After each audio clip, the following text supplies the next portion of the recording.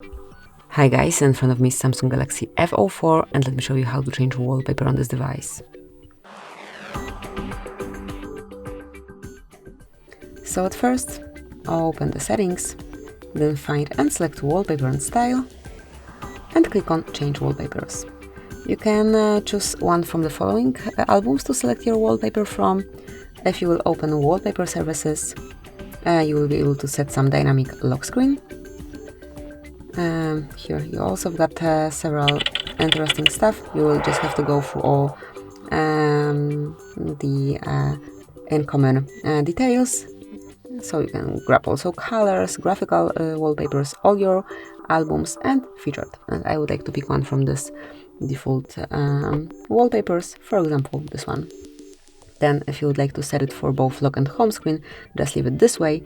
If it's just for your home screen, smoothly unmark lock screen, but I would like to set it for both. Then click on next. Now click on done to save the change.